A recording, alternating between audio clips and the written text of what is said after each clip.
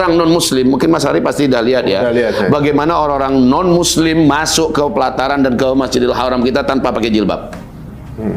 Di Mekah dan Madinah. Karena mereka targetnya adalah wisata. Wisata ini direkrut, udah boleh masuk Mekah Madinah supaya dapat duit mereka. Semua jenis dosa mereka buat untuk menggantikan minyak masa depan. Jadi minyak bukan lagi andalan utama, tapi pariwisata. Mereka keluarga mereka sendiri ini nggak dapat daurah atau gimana? Nggak ada apa? Nggak ada daurahnya. Sekarang Mas Ari, mereka ini Arab Saudi itu kan dari keluarga Yahudi. Mas Ari tahu kan? Saud ini, Alu Saud ini adalah keluarga Yahudi. Silsilah mereka kepada keluarga pedagang Yahudi dari Irak. Mereka datang dengan cara atas nama perdagang semacamnya, lalu penguasa kabilah yang ada mereka racuni, mereka bunuh, mereka dengan kejahatan mereka ya, dan kemudian perempuan Hijaz mereka nikahi, lahirlah anak, dari anak-anak ini mereka bangun dinasti namanya dinasti Alu Saud. Dan ini yang kerajaan Arab Saudi sekarang. Pengakuan ini langsung disampaikan oleh Raja Faisal waktu di Washington. Sehingga keluar di Washington Post. Ya, apa kata Raja Faisal? Jangan ganggu orang Yahudi yang tinggal di Arab. Kita bisa kok hidup bertetangga dengan mereka. Buktinya kami adalah orang Yahudi. Kami keturunan Yahudi. Jadi nggak heran kalau hari ini orang-orang Arab Saudi itu cuek dengan yang terjadi di Palestina sekarang. Ya, bahkan mereka nangkapin malah siapa yang bawa. Jadi nggak heran kita. Oh gitu, jadi paham kita. Jadi paham ya. Makanya dulu mungkin waktu Lawrence of Arabia itu memfitnah kenanya bangsa Saud karena mungkin ada korelasi kepentingan itu. Iya. Jadi sebenarnya kalau kita perhatikan hari ini, yang menggenggam Saudi hari ini memang Yahudi. Coba aja lihat semua simbol kepolisian, simbol apa tuh, simbol Dajjal semua kan? Simbol Dajjal semua. Jadi kalau kita kaitkan ini terlalu banyak yang mau kita bongkar tentang Arab Saudi, berhubung dengan akhir zamannya, ya terkait dengan akhir zamannya, semua simbol-simbol itu sudah mereka ciptakan sekarang. Bahkan persiapan datangnya Dajjal itu sudah mereka persiapkan betul di Mekah, di Madinah, di mana-mana. Maka ada logo-logo mata satu di. Jadi haus Mas Adi minum ya. Ya. Wow, gila ini ibaratnya teman-teman mind blowing nih. Saya sendiri banyak yang baru tahu sekarang nih. Guys, ini kebuka nih. Oh ya Bu ya, ini ada berita Ibu ya. Berita sedikit. Apakah ini ada korelasinya Bu ya mengenai badai matahari yang konon kabarnya akan terjadi di 2024 gitu. Dan sebentar. Jadi katanya ini siklus yang terjadi akan sampai puncaknya ya ke-25 itu badai matahari di 2024 solar storm ya. Solar storm yang kabarnya itu akan mematikan juga itu. Akan ada puasa listrik selama 17 hari itu. Jadi nggak ada internet, nggak ada listrik gitu. Jadi nggak ada sinyal radio gitu. Mengganggu sinyal GPS. Nah, tadinya saya pikir saya mau tanya tadinya apakah ini awal-awal Tuhan gitu. Tapi kalau dari penjelasan Bu ya tadi kan berbeda nih. Kira-kira ini fenomena apa Bu ya? Baik, insya Allah kita jawab yang ini Mas Ari, kita jawab. Harus kita tanggapi memang supaya umat ini nggak gampang ya dan nggak menebak-nebak ya. Bismillah. Hanya tadi kan belum selesai kita. Kita selesaikan sedikit lagi waktu kita tanggapi ke sini ya. Jadi ada apa kejadian yang kedua? Perubahan bentuk, perubahan wajah. Itu yang kedua. Yang ketiga kata Rasulullah waqadhfun. Apa itu qadhfun? Hujan meteor dari ruang angkasa. Hujan meteor dari ruang angkasa. Faqalu, bertanyalah para sahabat, "Wa mata dzaka ya Rasulullah?" Kapan itu terjadi ya Rasulullah? Serem banget masalahnya. Bumi di mana-mana tenggelam, ya karena gempa, karena likuifaksi, karena tsunami, ya banyak kota-kota yang dibangun di tepi laut, habis semua itu oleh tsunami. Ya, kapan itu terjadinya Rasulullah? Nabi menjawab, idza zaharatil qainat wal ma'azif wa syuribatil khumur. Ternyata yang tiga-tiga ini adalah representasi daripada Arab menjadi jahiliyah.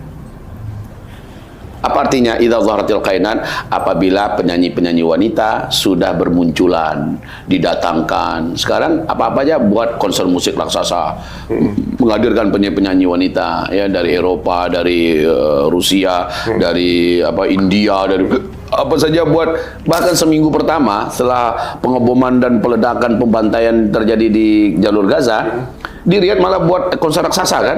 Gila-gilaan itu. Dananya segila-gila apa, dan yang dibuat adalah dosa maksiat, bukannya nolong saudara-saudara di Palestina. Itu bentuk ya bagaimana idza zaharatil qainat itu memang benar-benar sedang dilakukan oleh orang-orang Arab hari ini. Penyanyi wanita. Wal ma'azif. Saat musik sudah menjadi sesuatu yang sangat mereka cintai. Musik sesuatu yang menjadi lambang daripada kemewahan hidup dan mereka betul-betul sangat menggandrunginya. Jadi penyanyi terus musik kedua. Kemudian wasyuribatil khumur, dan ketika minum-minuman memabukkan, barang-barang memabukkan sudah menjadi barang biasa yang beredar di tengah-tengah mereka, mereka konsumsi. Hari ini Arab minum minuman keras itu udah kayak minum mineral kalau di kitanya. Begitu mudahnya mereka menemukan minuman keras. Hari ini minuman keras Mas Ari mau kemana aja di negeri Arab, minuman keras itu kayak orang jual Coca-Cola, Fanta, Sprite semacamnya, bahkan kayak orang jual Aqua dan sebagainya. Begitu mudahnya kita mendapatkan. Dan itu sudah jadi lambang minuman mereka hari ini. Sebenarnya itu tanda-tanda itu dalam waktu seabad terakhir udah kayak gitu sebenarnya. Ustaz, lebih kentalnya kemari. Oh, lebih kental sekarang ya? Khususnya Arab Saudi. Arab Saudi kan baru 2017. Oh iya. Kalau di Arab memang baru. Arab Saudi kan baru 2017. Jadi sekarang tanda-tanda kecil kiamat itu lebih banyak kita kunci di Arab ya. Karena Arab adalah lambang keislaman itu. Yang ada Mekah Madinahnya. Sementara Aqsa jangan ditanya dulu deh. Ini Aqsa sama babak belur habis-habisan. Tapi yang kita sedang pertanyakan, Mekah Madinah sebagai simbol Islam dunia. Sebagai simbol ditegakkannya syariat Islam. Aneh aja kalau seandainya di Mekah Madinah dilaksanakan ritual-ritual najis seperti itu. Ya, acara-acara yang sangat diharamkan oleh Allah. Aneh aja, tapi itu udah dibuat hari ini. Iya, memang. Siapapun ulama hari ini berani, tadi Mas Adi kan nanya nih, apa enggak mereka ikut-ikut daurah semua? Iya, enggak bisa Mas Adi. Siapapun bicara hadis satu hadis yang terakhir zaman ditangkap itu ulama. Oh benar, berarti ada eksekusi ulama-ulama di sana tuh? Ya, siapapun berani ulama bicara satu hadis ya ditangkap ulamanya. Kenapa? Jawabannya adalah karena setiap hadis Nabi yang menceritakan akhir zaman, Arab Saudi pasti kena. Arab Saudi pasti kena. Ya, jadi jangan coba-coba membicarakan hadis fitnah akhir zaman di Arab Saudi. Jangan coba-coba. Siapapun anta pasti ditangkap. Ya. Dan setelah itu anta akan dibungkam, tidak bisa lagi bicara. Syukur kalau masih bisa dilepaskan. Jadi di Arab Saudi ini termasuk yang diharamkan oleh mereka bicara tentang hadis akhir zaman. Karena akhir zaman itu tandanya adalah di mereka semua terjadinya. Pemirsa yang kami cintai, ingat sajalah saat nanti Imam Mahdi muncul. Kerjaan Imam Mahdi apa dulu yang pertama? Ingat. Kerjaan Imam Mahdi yang pertama membersihkan Arab dari unsur-unsur para penguasa yang munafik ini. Ini kerjaan pertama Imam Mahdi, dan Imam Mahdi udah dekat sekali.